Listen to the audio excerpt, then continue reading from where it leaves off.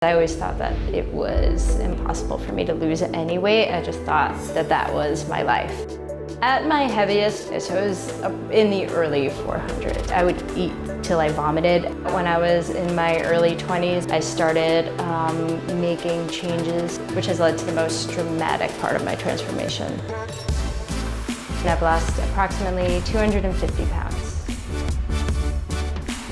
I always knew that I was going to have excess skin, but I didn't know to the extent that it would affect me. So this here is all excess skin from the weight loss that I'm going to have taken off. My surgery takes place in 6 days. Are you nervous about it? Yeah, I'm completely terrified.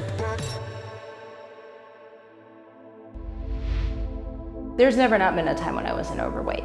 I was told that I was morbidly obese in high school. When I was a child, I would eat an entire loaf of store-bought bread, and then I would eat something after that. I would eat till I vomited. I do think that sometimes my overeating was just a way to comfort myself.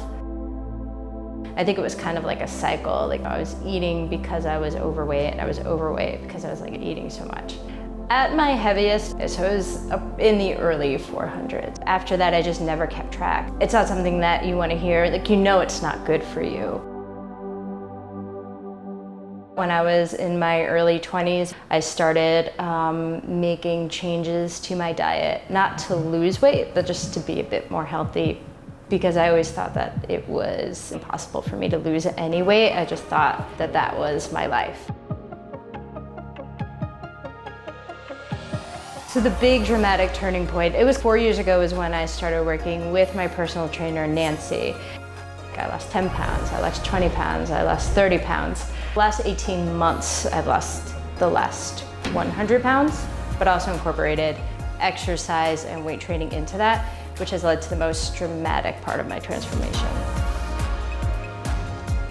I've lost approximately 250 pounds.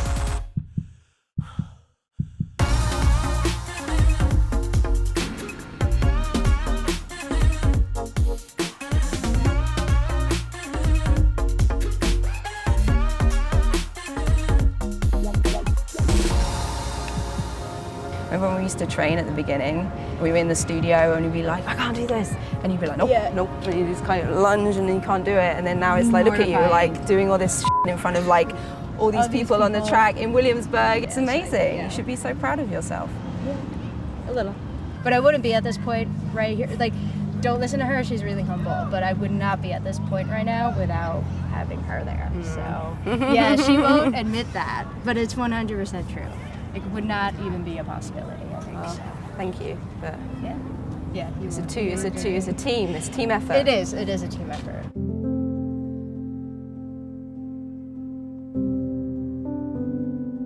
I always knew that I was going to have excess skin, but I didn't know to the extent that it would affect me. There was a particular moment where I just realized that this was not the feeling I expected to have.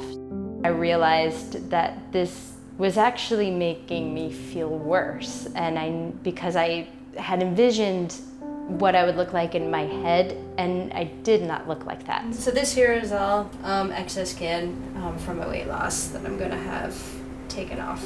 They're removing, having all of my abdomen done from the bottom all the way up the top of my rib cage.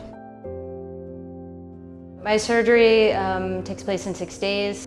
Having skin removal surgery, it just, for me, it's like closing this chapter of my life, and I feel like I could just completely move on from it. Are you nervous about it? Yeah, I'm completely terrified.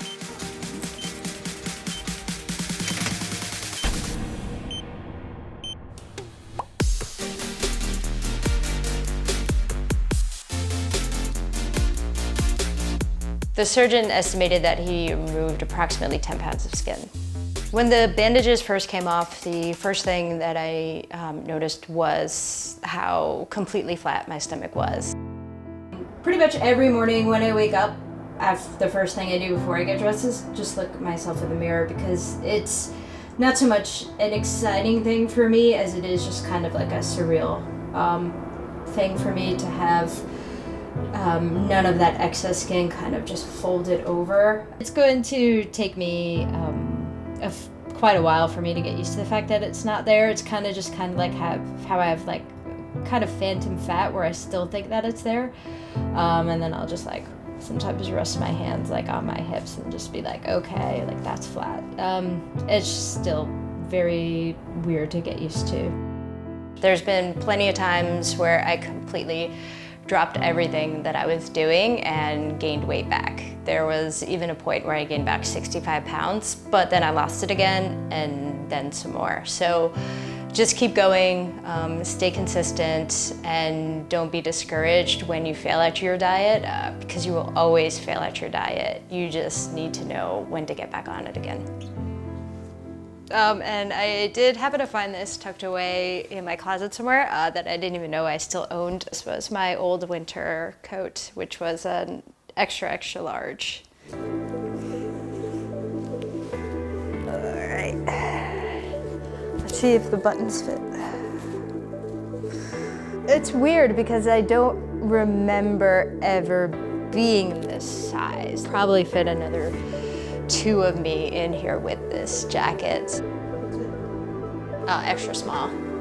Yeah, my current jacket is an extra small, so yeah, come a long way.